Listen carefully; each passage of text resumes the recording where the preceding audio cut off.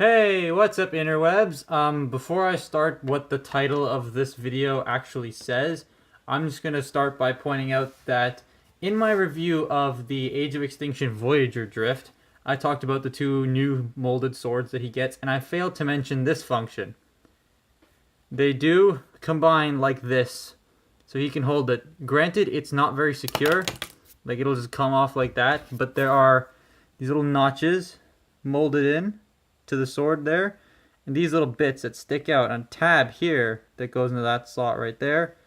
So you tab it in and it'll work, sort of.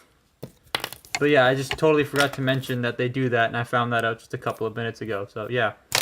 Anyway, so I noticed that on YouTube a lot of people go to the flea market and buy toys and then post their flea market hauls on the internet. And I go to the flea market to buy toys.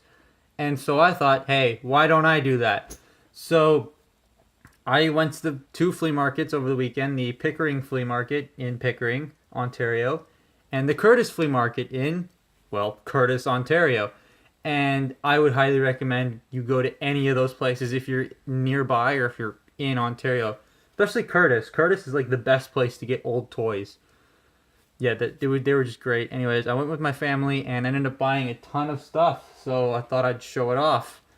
So the first figure I ended up getting that day actually was Voyager Highbrow from Hunt for the Decepticons. He is missing the two little tail fins, but his propellers still work, which is really nice. He's great, by the way. No matter what people say about the hands, I don't care. He's still great. The other figure I ended up getting from the same stall, same guy actually, was Laserback.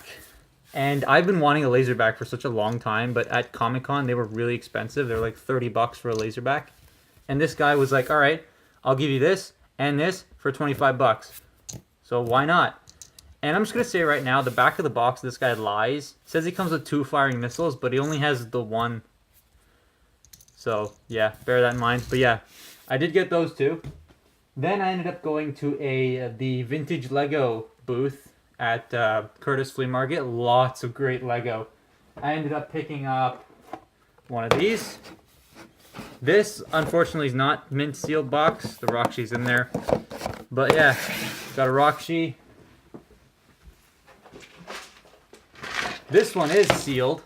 This is completely sealed. So yeah, this is great. Got another Rockshi. Hopefully I can get all these in frame. And then this was really cool. I kind of freaked out when I saw this. This is also sealed. And this was I think like 25 bucks for this thing, but this is totally worth it. I love the way, here I'll show you. I love the way these canisters are done. So I just had to get this guy. Put him up there. And then from the Lego booth, the last thing I ended up getting, which surprisingly was only 20 bucks. Was this B-Wing fighter. Yes, I know that's an Imperial sitting in there. He's only in there just for the weight purpose. This thing, you can already tell by looking at it, is missing some pieces. It's missing the bar here, the fins. It's missing that bit that goes on the side. It's missing a bit down here. The gun's not fully completed. The missiles are missing. There's a piece here that's gone. There's a couple other bits, I think, missing on the back too.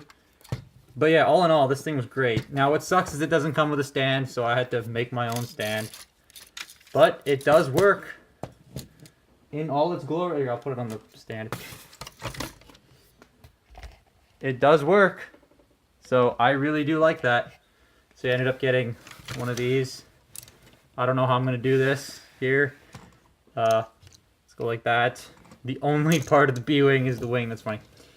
But the coolest thing I ended up getting from the flea market, this was at Pickering. This was going to cost me $44, but it was on sale for $20.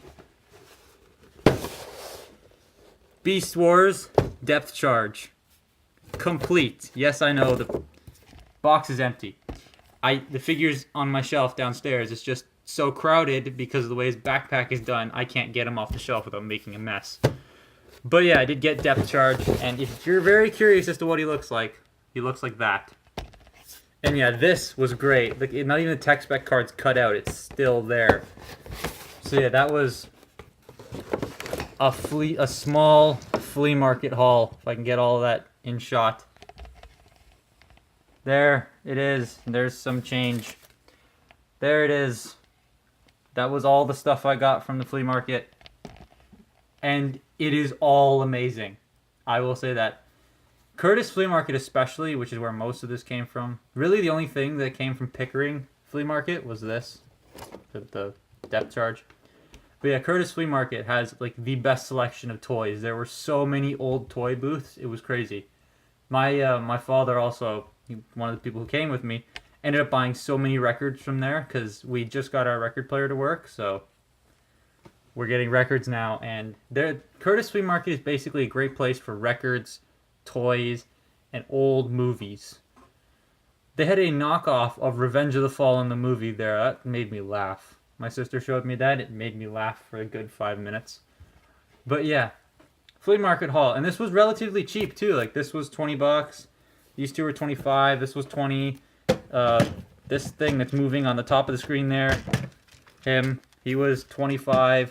And the two Rockshi were $10 each. So they were very cool. So I would say head on down to those flea markets if you can, because there's a lot of neat stuff. So that has been a small little update of the stuff I got at a flea market. I promise these will get better over time if I continue to do this.